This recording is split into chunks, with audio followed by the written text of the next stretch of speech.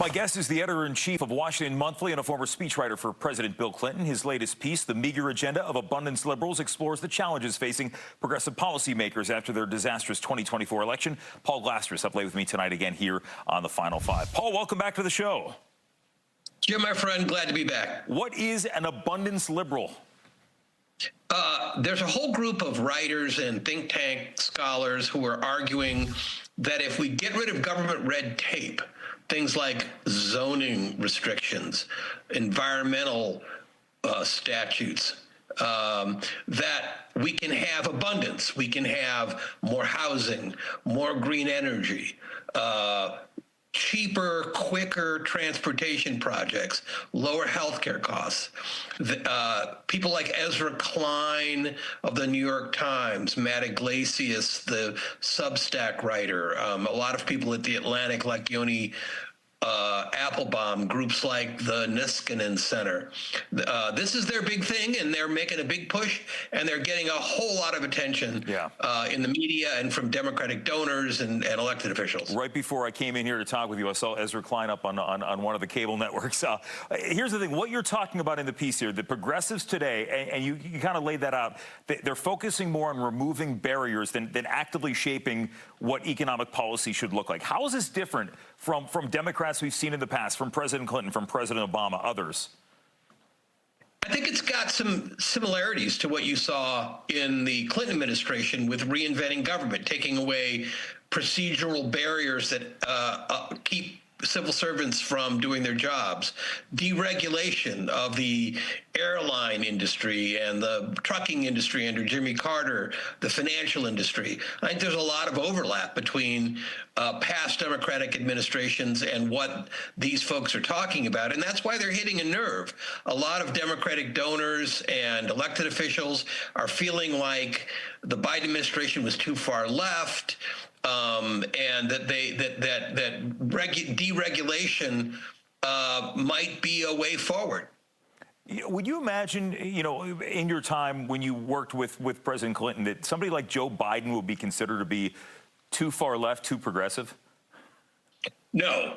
And never did I imagine that I, the editor of the Washington Monthly, a moderate publication, that it favors taking on corporate power and interests and is a little bit suspicious of this whole deregulatory move, would be considered a left-wing guy, because that's not what the magazine has been, that's not what I was been. But today, our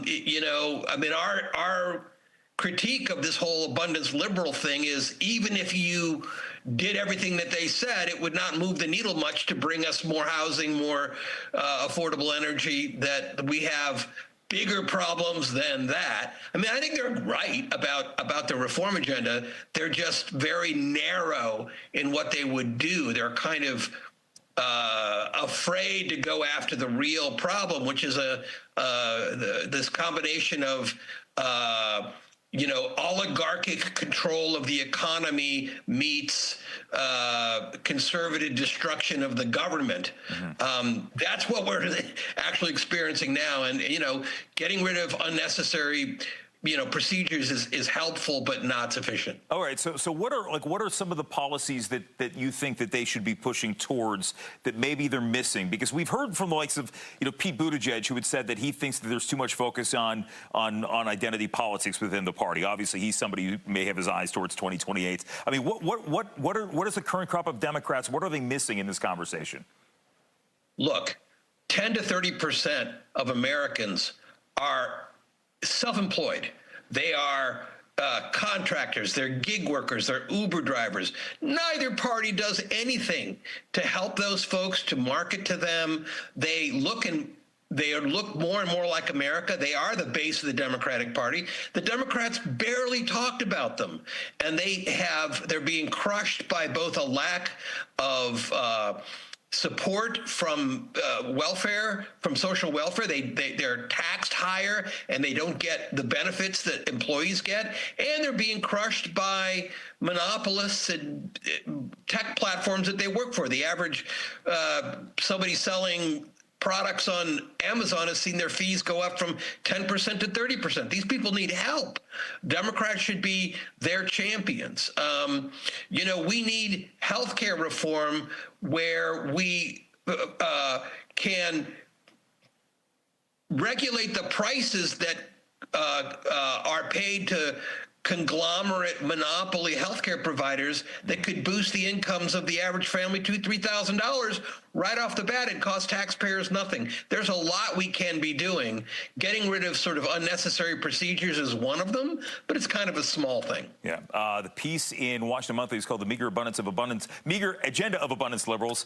That's Paul Glastris. Paul, one of the co-writers of that piece. Paul, always appreciate you taking time. Thank you, Jim. Our pleasure. Final Five is back right after this.